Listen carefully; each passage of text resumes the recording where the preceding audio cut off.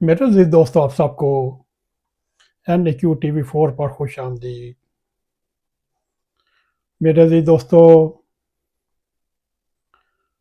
کیا جرمنی میں فرنکفرٹ پاکستانی قونصلیٹ پر حملہ جو ہوا،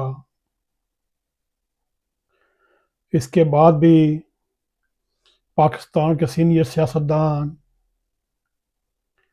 اور سمجھتے بوجھتے پاکستانی عوام یہ سوچنے پر مجبور ہو چکے ہیں، عرصہ 45 سال سے ہم افغان مہاجرین یعنی افغان برادران کی میزبانی کرتے اور خدمت کرتے ہوئے تھکتے نہیں تھے۔ کیا یہ لوگ آسان فرموش بھی ہو سکتے ہیں؟ میرے عزیز دوستو، اس وقت تک پاکستان میں اب بھی 50 لاکھ کے قریب افغان برادران یا افغان مہاجرین کی پاکستان دل و جان سے میزبانی کر رہا ہے۔ پاکستان نے ان افغانوں کے لیے روس سے ڈائریکٹ ٹکر لی اور اس کو شکست دی، اور اب بھی ان افغان برادران، ان افغان مہاجرین کو بچانے کے لیے دہشت گردی کی لڑائی لڑ رہا ہے، مگر اس کے بدلے میں ان افغان مہاجرین نے پاکستان کو کیا دیا؟ سوچنے والی بات یہ ہے، اس وقت پاکستان کے جہاں دیدہ تجربہ کار اور سینئر سیاستدان اتنے تلخ کیوں ہو رہے ہیں؟ کیا پاکستان نے 4 اشروں سے 50-60 لاکھ کے قریب افغان مہاجرین کی خدمت نہیں کی، ان کو ہر سہولت فراہم نہیں کی، اور کیا ان کو پاکستان کے چپے چپے پہ آباد نہیں کیا، کوئی ان کے اوپر پابندی نہیں لگائی، جہاں وہ مرضی جا کر ٹھہریں اور اپنا روزگار کمائیں؟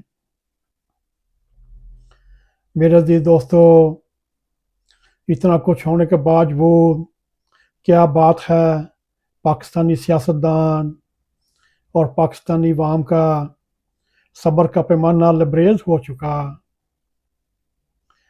یہاں تک کہ پاکستان کے مختلف وزراء بھی اپنے ملک کی محبت اور تحفظ کے لیے تڑپ کر کھڑے ہو گئے۔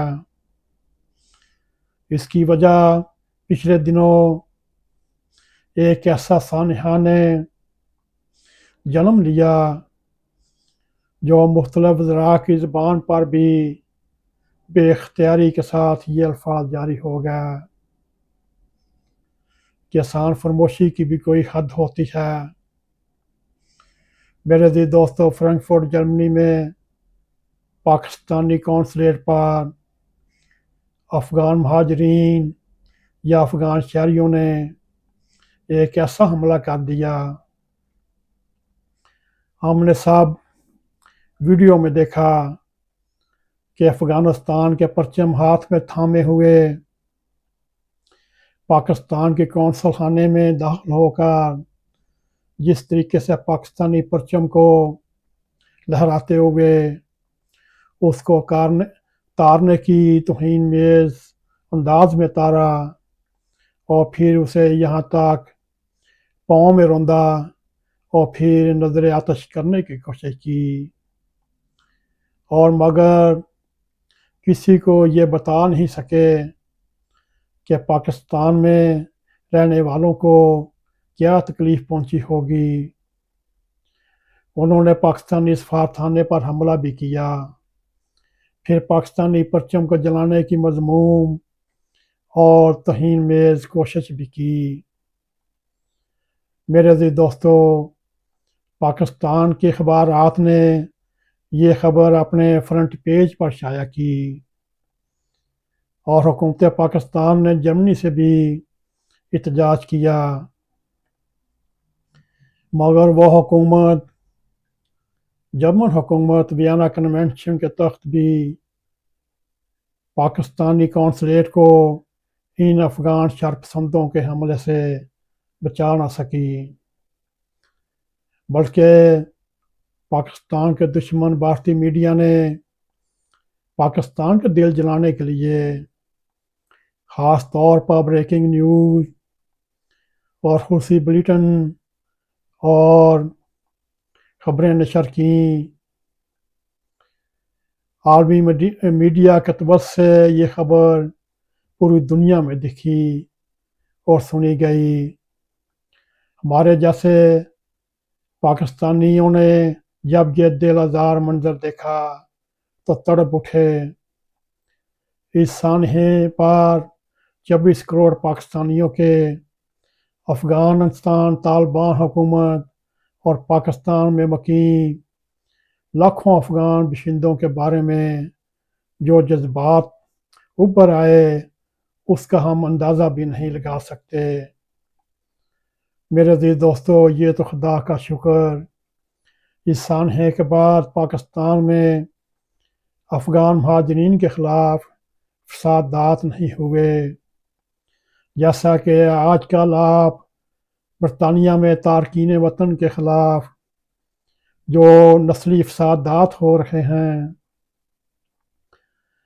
اس واقعے کے تناظر میں پاکستان میں اس طرح کے حالات ہو جاتے، پھر سوچئے پھر کیا حالت ہوتی اور پاکستان کی کیا حالت ہوتی۔ مگر کیا کریں، پاکستان سمیت جس ملک میں یہ افغان مہاجرین گئے ہوئے ہیں، کوئی ملک ان کی شرارتوں اور فسادات سے محفوظ نہیں۔ جرمنی میں بھی حالات دیکھ لیں، منہائم میں بھی ان افغان شرپسندوں نے ایک پولیس مین کو قتل کر دیا۔ کبھی آئے دن برلین میں حملہ کرتے، کبھی فرینکفورٹ میں کرتے۔ انہوں نے جب ان کو موقع ملا انہوں نے غیر ممالک میں بھی ہاتھ اٹھا رکھی ہے۔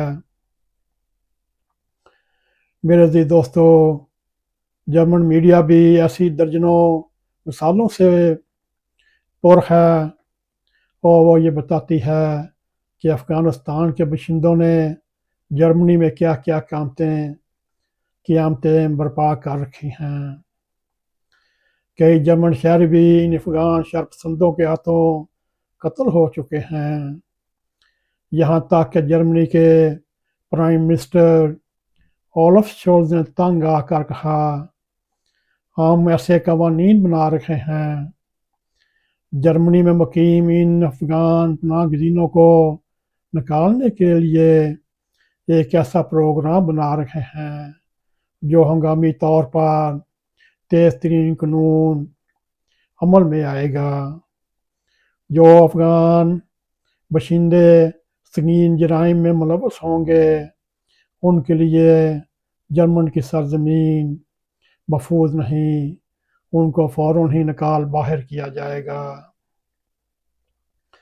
میرے عزیز دوستو، یہ حالات دیکھ کر ہمارے ملک کے وزراء نے بھی جو کہا، جو جرمنی کے وزیر اعظم اولف شولز نے کہا، اور اسی تناظر میں پچھلے ماہ جرمنی سے 42 ایسے پناہ گزین افغانوں کو ڈپورٹ کیا اور جرمنی سے نکال دیا، جو وہاں سیاسی پناہ کی اور میں چھپنے کی کوشش کر رہے ہیں۔ میرے عزیز دوستو، یہ حقیقت تسلیم ہو چکی ہے۔ پاکستان میں افغان مہاجرین کا قیام پاکستان اور پاکستانیوں کے لیے زبردست نقصان ثابت ہو رہا ہے۔ اگر آپ 9 مئی 2023 کے خون ریز تاریخی سانحے میں بھی کئی افغان باشندے رنگوں ہاتھوں پکڑے گئے، وہ افغان باشندے طالبان کے افغانستان سے تربیت اور اسلحہ حاصل کر کے ٹی ٹی پی دہشت گردوں کو ہزاروں کی تعداد میں ہمارے شہروں میں بسایا اور 1 لاکھ سے اوپر ہمارے شہری اور سیکورٹی فورسز کو ہلاک کیا۔ اتنا جانی نقصان، مالی نقصان پچھلے 77 سال سے بھارتی فوج کے ہاتھوں میں بھی یہ نہ ہو سکا۔